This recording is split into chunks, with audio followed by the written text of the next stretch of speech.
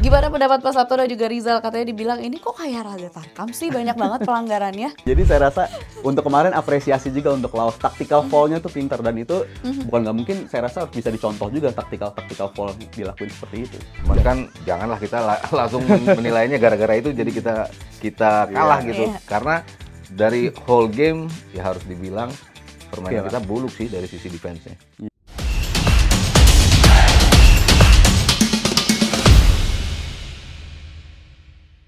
Hai teman Nalar, selamat datang di Tiki Taka Ngobrol Bola Pakai Nalar. Kembali lagi bersama saya, Noella Sistrina, Mas Sabto Haryo, dan juga Rizal Palevi. Apa kabar Mas Sabto, Rizal? Baik, Baik, alhamdulillah. kabarnya baik, walaupun ya Tahu lah. Walaupun sedikit ngantuk ya.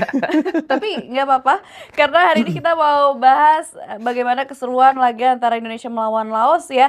Ini pertandingan yang cukup seru, menyenangkan, entertaining. Walaupun hasil akhirnya kita harus berbagi poin ya dengan Laos dengan skor 3-3. Nah, kita mulai dari bahas starting 11 ya. Ini ada 4 perbedaan pemain dari laga saat Indonesia melawan Myanmar. Terutama kita lihat dari posisi penjaga gawang nih, ada Dava Fasya yang menggantikan Cahya Supriyadi. Walaupun sebelumnya Cahya Supriyadi ini clean sheet di pertandingan sebelumnya. Nah, apakah dengan menggantikan Cahya Supriyadi dengan Dava ini bisa dibilang berhasil atau justru bumerang buat kita? Karena ini langsung kebobolan di menit ke-9. Menurut Mas Sabto dan Rizal seperti apa? ya yang paling mengejutkan salah satunya ya nama Dava sih. Kan kemarin saya sempat siaran bareng UK ya, Yusuf Kurniawan, terus Cup, yang main Dava. Hah? Kaget juga. Maksudnya kan dengan performance Cahya yang bagus di pertandingan pertama, biasanya kan ya pemain-pemain yang bagus ya dimainin lagi gitu kan. Tapi kan dia ini bukan Sintayong namanya. Kalau dia dia bisa ditebak komposisinya. Sintayong selalu kan nggak bisa ditebak. Tapi ya begitu muncul nama Dava, ya betul memang ini pemain pernah bermain oke di level usia ya. Kelompok umur. Di level kelompok umur dia tampilnya bagus. Tapi kalau kita bicara timnas senior, bisa dibilang harus ada something yang different yang ditawarkan untuk tim itu gitu. Cuman kemarin ketika dia kebobolan emang sulit juga untuk menyalahkan dia ketika bola-bolanya deflect semua. Bola-bolanya tuh yang menyentuh kaki bek lalu berbelok masuk, dan 2 golnya terjadi seperti itu. Jadi agak sulit kalau kita bilang Dava tampil di bawah performance juga gitu, karena memang komposisi lini belakang, tengah, dan kayaknya semua elemen defending kita yang berantakan sih. Jadi ya orang jadi melihat kenapa nggak Cahya sih yang kemarin main gitu, mending Dava. Tapi di konteks kemarin emang sulit untuk bisa menepis bola-bola itu karena bola-bolanya yang bisa dikatakan berbelok. Mungkin dari sisi paling terkejut ya ketika ada nama Dava sih di situ. Iya, dan juga dari posisi kiper ini, kalau saya pribadi sih selalu mengatakan ini bukan posisi yang bisa dicoba-coba ya untuk posisi kiper. Mungkin kalau posisi back, gelandang atau striker bolehlah dilakukan rotasi. Tapi namanya penjaga gawang, menurut saya harus ada orang nomor 1 di sana gitu yang bisa firm main tiap pertandingannya jadi pilihan pertama. Tapi kalau konteks mungkin di Cahya Supriyadi kemarin, Sintayong setelah pertandingan pun juga mengatakan dia ingin menjaga kondisi Cahya Supriyadi ya, yang mana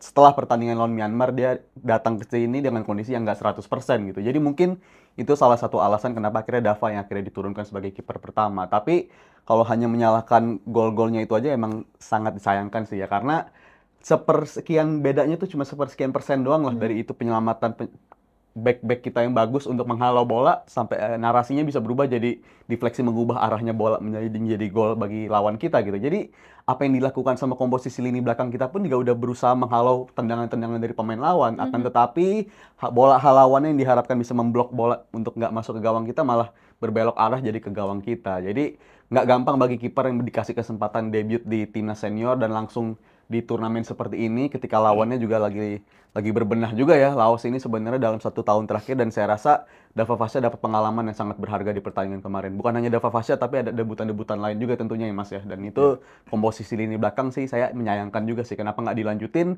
seperti kayak pertandingan lawan Myanmar yang 3 di belakang itu menurut saya.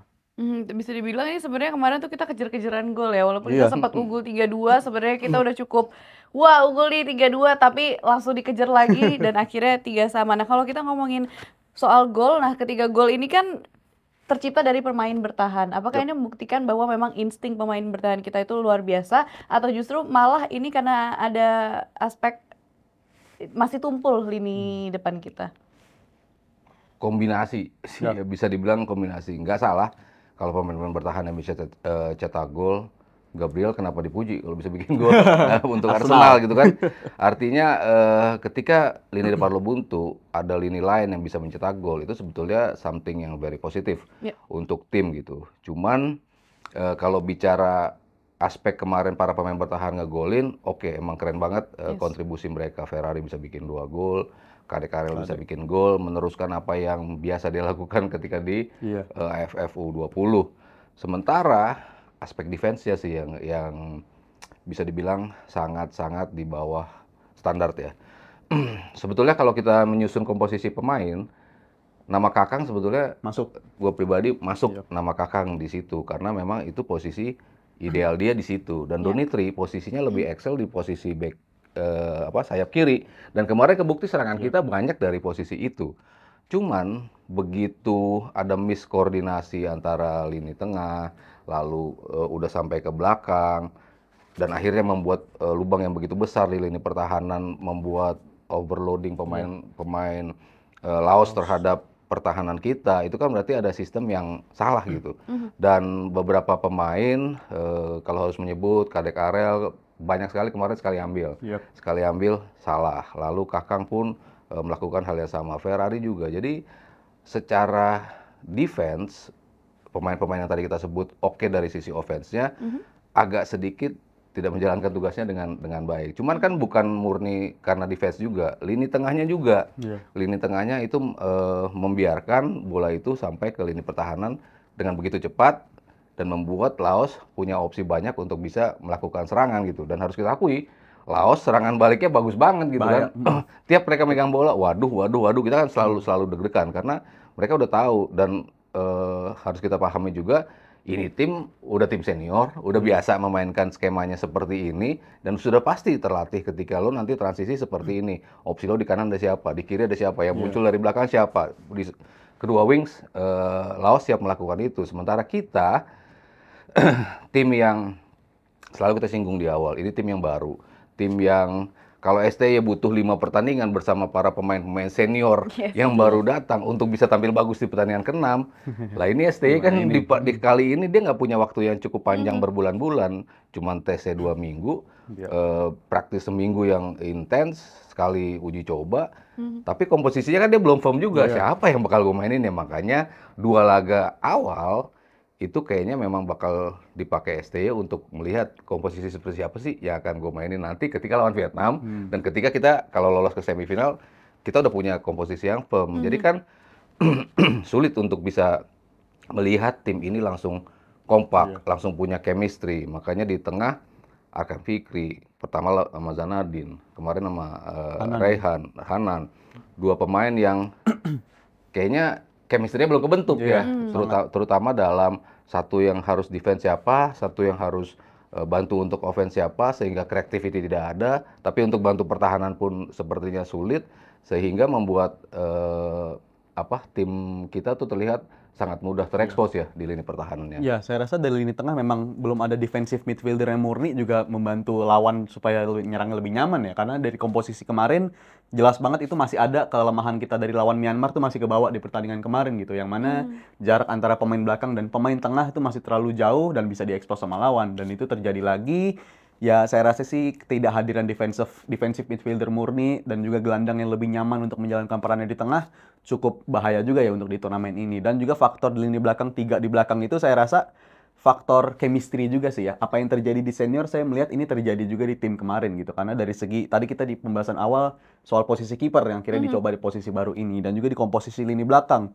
Yang mana Ferrari biasanya nyaman juga di posisi 3 back di belakang, tapi bukan sebagai center back yang di area kiri gitu. Dia lebih nyaman yang di area kanan dan kemarin dia dicoba di area kiri dan kelihatan dia nggak terlalu nyaman di area sana. Dan kalau ngomongin soal pemain-pemain di belakang STY kan biasanya juga dituntut untuk selain defense bagus, recovery-nya juga bagus, untuk ngolah bola juga harusnya bagus. Dan kemarin kelihatannya Kakak nggak terlalu nyaman untuk jalanin peran itu gitu. Dan terbukti di babak kedua STY langsung merevisi keputusannya di 3 di belakang itu dan balikin lagi tuh si Donitri akhirnya main di belakang lagi, ngelanjutin performa kayak lawan Myanmar. Tapi saya rasa di pertandingan kemarin ditambah faktor kita di lawannya juga eksekusi game plan-nya bagus ya Laos ya, dari awal sampai akhir mereka udah tahu mereka harus ngapain, itu mereka tetap lakuin dan saya rasa harganya sangat mahal sih ketika seri lawan Laos, lawan yang selalu kita bisa dominan kalahkan ya. Dari 10 pertemuan terakhir tuh 9 kemenangan dan 1 seri.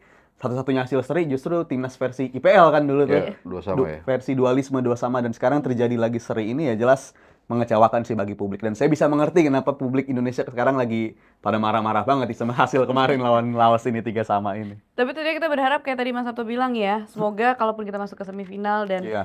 mudah-mudahan masuk final, Amin. bahkan secara line up, secara formasi kita udah lebih firm lagi. Ya lebih tahu opsinya lah, karena memang harus melakukan percobaan kan. Iya.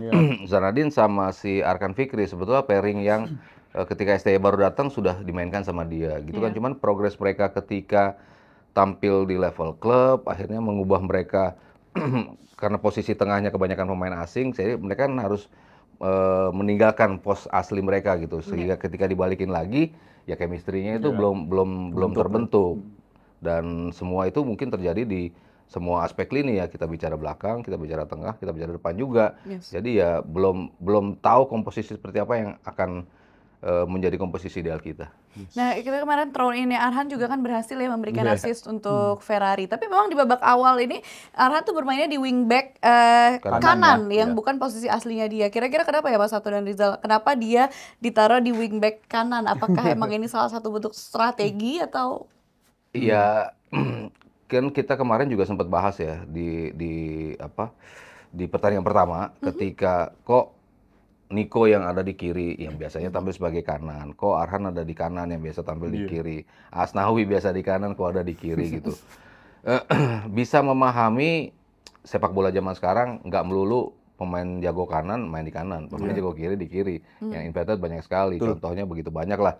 Gakpo main di kiri, kaki kanan yang luar biasa. Robben main di kanan, kaki kirinya yang luar biasa. Mungkin harapan itu yang diinginkan oleh SCY terhadap switching dari posisi-posisi mereka masing-masing. Tapi nggak berjalan. Di pertandingan pertama nggak berjalan, di pertandingan kedua nggak berjalan juga, sehingga kayaknya pemain-pemain kita ya biasa tampil lebih nyaman di posisinya. Ya Asnawi di kanan, Arhan balik ke kiri, ya itu yang menjadi kekuatan utama mereka ketika mereka muncul ke permukaan dan menjadi anggota timnas senior sampai sekarang adalah karena posisi-posisi utama mereka yang biasa mereka mainkan sebelumnya. Tapi wajar kalau ada percobaan-percobaan seperti itu. Harapannya kan pasti mereka cutback, langsung nembak. Mereka masuk invert ke dalam, langsung nembak. Ataupun umpan. Umpan-umpan kan ada yang mengarah keluar, ada yang mengarah ke dalam. Ya diharapkan umpan-umpan yang mengarah ke dalam bikin bingung back kan biasanya kan. Ada scrimmage bisa disamber oleh pemain kita. Itu mungkin harapan dari STY untuk memainkan pemain-pemain di posisi ini. Cuman ketika dalam 2 pertandingan sudah terlihat kayaknya nggak jalan nih apa yang gue mau dari mereka di posisi baru, mereka nggak berjalan, ya sebaiknya balik lagi ke posisi awal. Ketika Asnawi dengan tendangan kaki kanannya di sisi kanan dan juga Arhan dengan kaki kirinya. Dan kalau konteks Arhan sih, kalau menurut saya pribadi lebih mendingan pertandingan kemarin dia dibandingkan lawan Myanmar. Lebih untuk ada perannya kontribusinya dikit ya. Betul, untuk di posisi right wing back-nya ya, Iya, posisi yang bisa dikatakan bukan posisi paling asli familiar dia lah. Walaupun apakah dibilang ini barang baru bagi dia, bukan barang baru juga. Dia udah beberapa kali dicoba di sayap kanan juga kayak begitu. Tapi Lawan Australia ya salah satu. betul, salah satunya itu. Dan dia kelihatan kemarin lebih nyaman, ada beberapa switch play-nya saya perhatiin tuh nyampe gitu. Intensitas dia bagus, intensi passing dia tujuannya juga bagus, dan saya rasa makin terbukti nih. Kalau saya punya pendapat waktu itu, kayaknya Arhan ini masa depannya bukan sebagai back kiri lagi gitu. Bisa jadi dia seterusnya bakal jadi makin ke sayap, tapi sayapnya malah makin di kanan. Dan saya rasa dia punya potensi di sana. Walaupun saya rasa kalau bagi STY sendiri, beda lawan juga beda pendekatannya ya. Yang mana kalau saya yakin di beberapa pertandingan terakhir, dia lebih menginginkan wingback-nya itu untuk inverted, seperti yang tadi disampaikan oleh Mas Haryo. Tapi yang jadi kekhawatiran ya jelas, Arhan masih sejauh ini statusnya mungkin pemain paling kreatif yang kita punya gitu. Karena dari throw in-nya selalu mengancam lawan. Tapi dari perhatian itu juga harusnya menimbulkan rasa kekhawatiran. Kenapa kita set piece selalu menjadi andalan, walaupun itu nggak salah juga. Tapi peran-peran dari open play itu kan masih minim juga gitu. Yang mana ini bisa diharapkan bisa lahir juga lah peluang-peluang dari open play. Karena sejauh ini praktis gol-gol kita selalu datang dari proses bola-bola mati ya. Dan saya rasa ini bisa aja diekspos sama lawan. Karena Vietnam saya yakin levelnya beda dari lawan Laos ini. Kita bakal lawan yang lebih kompeten lagi, tim yang jauh lebih kuat, dan saya rasa kalau kita sampai nggak ketemu juga kompetensi untuk bisa nembus lawan dari segi open play, ini bisa jadi potensi ancaman buat kita di turnamen ini sih tentunya. Nah, di sisi lain juga kita lihat bagaimana Marcelino atau Marceng nih harus kena kartu kuning kedua di menit ke-68. Nah, dia kan sebelumnya di laga Indonesia melawan Arab Saudi menjadi man of the match ya. Luar biasa banget performanya. Nah, di pertandingan saat melawan Laos ini gimana Mas Satu dan Rizal ngelihat performa dia? Apakah itu termasuk pelanggaran yang nggak perlu? Iya, nggak perlu. Singkat, padat, nggak perlu. Udah jelas.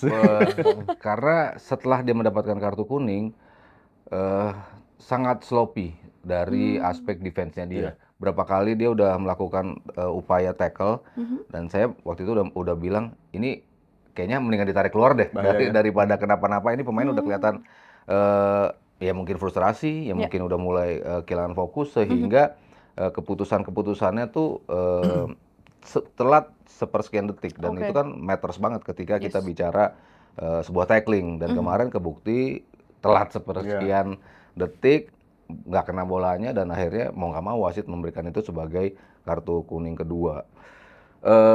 Kalau tadi nyambung pertanyaan Noe di awal, apakah lini depan kita tumpul? Ya mungkin di komposisi awal ini sebetulnya yang paling ideal dari tipe pemain-pemainnya ya. Kita punya strike yang ya kita tahu lah apa peran dia selama ini di timnas. Ada Hoki di situ sebagai penggedornya, dan ada Marcelino. Sebetulnya ini komposisinya yang kayaknya bayangan intinya ini seperti ini. Ada satu goal getter, ada satu yang lebih kreatif di depan untuk mencari fall, untuk drawing back keluar dari kotak, dan juga tipe Marcelino yang free roll. Tapi begitu bisa dibilang buntu dalam sisi serangan, berapa kali Marceng mencoba untuk melakukan penetrasi, mungkin cuma sekali ya, yang sukses dan bagus banget itu gocekannya yang emang kita selalu nantikan dari gaya Marcelino. Tapi dari sisi lainnya terlihat ya kontribusinya agak sedikit kurang ya, karena pemain kreatif kita di lini tengahnya tidak bisa menawarkan itu, sehingga Marceng terlalu banyak dalam ke belakang. Dan di beberapa pertandingan sebelum ini kan kita melihat kalau dia terlalu mundur ke belakang, akhirnya sisi ofensif dia nggak keluar. Ya itu mungkin yang agak-agak membuat dia frustrasi ya untuk bermain di level yang kita lihat ketika ditampil melawan Arab Saudi. Jadi ya mungkin ya dari kombinasi itulah ya. Ini skema gue nggak berjalan sesuai yang gue mau, dan akhirnya muncul keputusan-keputusan yang keliru yang akhirnya mengakibatkan dia harus keluar dari lapangan dan tidak bisa bermain di pertandingan ketiga melawan Vietnam. Dan ini jelas ya sangat merugikan lah. Apakah itu perlu? Ya jelas nggak perlu. Tadi udah Mas Aryo jawab. Dan juga dari faktor Marceng, saya juga menyadari di pertandingan kemarin dia main dalam banget ya. Dari pertandingan dimulai dia juga udah mulai start posisinya dalam banget, lebih banyak jemput bola. Padahal opsi terbaik ketika kita memiliki Marceng adalah mainin dia sedekat mungkin sama kotak penalti lawan mungkin, di mana dia bisa menunjukkan kreativitas. Tapi ya lagi-lagi kita harus ingat, walaupun dia tagline-nya untuk di turnamen ini pemain senior sama Asnawi, Pratama Arhan, dan juga Rafael Strike, tapi usia dia lagi-lagi 20 tahun anak ini. Jadi dikatakan senior tapi usianya sama-sama aja seperti yang lain, under 22 juga. Jadi sangat bisa dimengerti kenapa Marceng istilahnya temper dia mungkin kena, dia naik ke angkat dan ke bawah pertandingan, dan juga sebelum dia kena kartu merah sebenarnya tackle-nya cukup bersih gitu. Dia beberapa kali tackle bersih banget, bahkan itu yang sampai ada momen kita bisa counter berawal dari tackle bersih dia itu. Tapi ya dia keterusan mungkin akhirnya ngelakuin hal itu, dan menit menjelang itu udah mulai sloppy sih. Kalau yang aspek megang bolanya dia sering hilang, dia nyoba-nyoba sendiri kayak gitu, dan itu menurut saya akumulatif ya dari apa yang dia rasakan kemarin, dan saya rasa ini jadi pembelajaran berharga banget bagi dia dan juga bagi teman-teman yang lain sih, untuk menunjukkan even lo tampil di level senior pun masih bisa kena begini juga loh, masih bisa kena juga kalau dipancing-pancing sama lawan, dan saya rasa ini pembelajaran sangat berharga. Beruntung Marcelino dapat pembelajaran seperti ini di level AFF seperti ini, karena kalau sampai di level-level yang lain bisa jauh lebih merugikan lagi menurut saya, dan saya rasa bagi kita seluruh tim di pertandingan kemarin dapat pelajaran yang sangat berharga sih, karena faktor Marceng kehilangan komposernya mungkin, dan juga bagi komposisi tim sangat berdampak gitu ketika kehilangan dia. Kita sempat unggul memang ketika dia keluar, tapi ya jelas keunggulan pemain itu pasti bisa dimanfaatkan sama lawan lah, dan saya rasa itu pembelajaran yang bisa kita petik. Jangan sampai ngelakuin keputusan-keputusan yang bisa merugikan tim tentunya. Belajarlah ketenangan dari Mas Sabto hari ini. Selalu itu. Selalu. Nah ini kalau kita lihat di penghujung laga juga ada yang menarik ya. Para pemain ini kan banyak yang komplain ke wasit karena Asnawi dijatuhkan di kotak penalti. Nah ini sebenarnya harusnya menjadi penalti atau enggak sih? Terus Mas Sabto dan juga Rizal menilai wasit kita tadi malam. Ya. Hiroki Kasahara gimana? Yap. Kayaknya ya untuk 50-50 juga enggak sih. Kita lebih ke enggak. Kalau saya pribadi Ya, melihatnya sih sepakat. lebih ke enggak, karena emang pergerakannya ya ada kaki yang ditinggalkan lah ya Ya. oleh pemain Laos, tapi Asnawi pun bukan berarti di blok yang secara kasar ya. Iya. Jadi itu masih bisa dibilang sebagai sebuah benturan yang tidak cukup untuk menjadi sebuah penalti gitu. Walaupun memang bolanya menjauh, tapi bola itu menjauh ke arah bek lawan Iya. yang Dapat juga itu dia. dapat bola itu. Kalau itu misalnya tidak ada bek lawan satu lagi dan Asnawi kalau dia tidak di-tackle artinya dia bisa mendapatkan bola itu, mungkin lain cerita. Dan wasitnya kan pasti melihat bola yang keluar dari area mereka berduel itu ke arah mana. Ketika di situ ada back, ya berarti memang nggak worth untuk menjadi penalti. Jadi ya kalau saya pribadi ditanya, ya itu memang bukan sebuah penalti gitu. Cuman kan janganlah kita langsung menilainya gara-gara itu jadi kita kalah gitu. Karena dari whole game ya harus dibilang permainan kita buluk sih dari sisi defense-nya. Iya, dan juga kalau soal Asnawi itu saya rasa bukan foul, karena lebih ke Asnawi datang ke pemain lawan gitu kan, dan si pemain lawan itu cuma istilah kalau wasit-wasit Inggris stood his ground gitu, mempertahankan posisinya aja, dan dia ditabrak sama Asnawi, jadinya dua-duanya jatuh. Kayak balik badan gitu Iya, doang ya. kondisi hal itu yang mungkin bisa menjadikan itu alasan kenapa nggak jadi penalti. Dan juga secara overall keputusan wasit kemarin sih mayoritas benar ya, mayoritas. Walaupun saya sendiri masih ada yang agak ngeganjel tuh di proses gol ketiganya si Laos, karena bukan cuma faktor wasitnya doang, tapi emang hal-hal kayak gitu kan sulit banget untuk ditentukan ya. Bola out apa enggak itu kan Tapi sulit kan ada banget VAR, untuk ditentukan. Tapi VAR pun sendiri di kasus-kasus kayak Spanyol Jepang, Arsenal Newcastle itu jarang banget menganulir gol-gol yang dipertanyakan dari segi udah out apa belum. Jadi saya rasa itu masih jadi PR sih buat seterusnya, walaupun ada VAR kurang bisa juga secara angle kamera tuh bisa menentukan bola 100% out apa enggak. Itu masih sangat sulit. VAR aja sulit, gimana wasit yang bisa melihat secara kasat mata gitu. Jadi saya rasa pembelajaran lagi-lagi, kalau bola belum yakin out 100% kita tetap harus main aja gitu. Dan juga itu jadi pembelajaran yang sangat berharga ya. Kesalahan di level senior kan terjadi waktu gol Cina Fokus itu ya. lawan China, Fokus. dan itu dilakukan oleh Donitri yang menurut saya the best player kemarin. Iya. Dia tuh sepanjang permainan, ini dari kalau kita bicara pemain yang promosi dari U20, yang paling stabil di 2 pertandingan ya cuman si Donitri sih. Kadek Karel bagus, tapi ya itu Ada momennya. ada momen-momen defense yang kalau lo memainkan pemain muda di level senior, itu kan artinya ini bisa konsisten kan nih di jangka waktu beberapa pertandingan. Dalam 2 pertandingan saja Zanadin memperlihatkan enggak. Robbie Darwish yang tampil bagus Di enggak awal, menunjukkan enggak. di pertandingan kedua bisa melakukan itu. Tapi Donitri nunjukin, bahkan Detan ya. Iya, Di pertandingan kedua kok beda ya mainnya nggak dibandingkan pertandingan pertama. Jadi ya ketika lu mencoba pemain-pemain yang usianya memang belum matang dari sisi usia untuk masuk ke timnas senior, ya pasti ada risiko yang lo ambil untuk mendapatkan konsistensi itu yang tidak diperlihatkan oleh beberapa pemain-pemain muda kita. Tapi ya Donitri ternyata terbukti seperti itu, pun dia bisa melakukan Ada momen. sebuah keputusan atau judgement yang bisa dibilang keliru. Iya.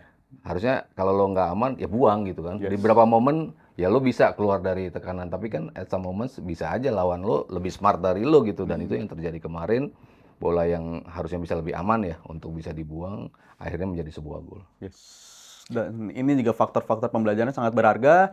Dan juga kalau kita 2 pertandingan kemarin udah ngeliat rotasi dilakukan, ya bukan nggak mungkin lawan Vietnam pun kita belum ketemu komposisi Ada 11 rotasi terbaik lain ini. ya. Mungkin akan ada rotasi-rotasi yang lain, karena tadi Mas Aryo juga udah nyebut Victor Detan juga dikasih kesempatan di pertandingan kedua, beda dari pertandingan pertama. Begitupun dengan Ronaldo Kuate yang saya rasa menunjukkan yang sama gitu. Di pertandingan pertama memberikan penyegaran di lini depan, tapi di pertandingan kedua ya lagi-lagi karena faktor 10 man juga sih ya, susah banget. Yang mana tim-tim tuh biasanya kalau udah 10 pemain fokusnya udah jangan sampai kebobolan, jangan sampai kalah. Tapi kalau kita kemarin ayo cari menang, masih tetap cari menang. Karena kita punya keunggulan dari komposisi pemain, kapasitas pemain kita unggul dari Laos. Tapi ya nyatanya sepak bola kadang juga kejam juga sih ya. Dan kadang Indonesia dan AFF tuh selalu ada cerita kejam ya. Dan ini masih kita rasain sampai sekarang.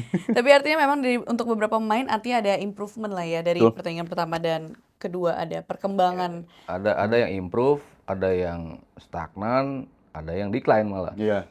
Beberapa nama yang luar biasa ya Ferrari konsisten, tapi kemarin di defense ya nggak sesolid itu. Kadek Arel bagus, untuk defense nggak sebagus itu juga. Jadi nggak cukup untuk menghadirkan konsistensi gitu. Oke. Arkan Fikri ya seperti itu. Iya. Karena pertama 90 menit percentage dari operannya di atas Iya. 90%, kemarin sloppy banget, banyak umpan-umpan yang nggak sampai. Begitu juga dengan Zanadin dan juga Hanan, begitu juga dengan bahkan Marcelino gitu. Pertandingan pertama gimana, pertandingan kedua gimana. Jadi ya terlihat masih inkonsistensi sih dari beberapa pemain. Walaupun kalau tadi ada progres, ya terlihat dari sisi permainan kita lebih banyak bisa create chance dibanding ketika lawan Myanmar gitu. Oke, ini kan total pelanggaran ada 24 pelanggaran ya di pertandingan tadi malam. 12 untuk Indonesia, 12 untuk Laos. Ini kan hitungannya banyak sekali pelanggarannya. Banyak yang bilang reaksi-reaksi di sosial media ini rasa tarkam katanya. Bukan kata kita teman nalar, ini kita melihat reaction di sosial media ya. Iya. Gimana pendapat Pak Sabto dan juga Rizal? Katanya dibilang ini kok kayak raga tarkam sih, banyak banget pelanggarannya.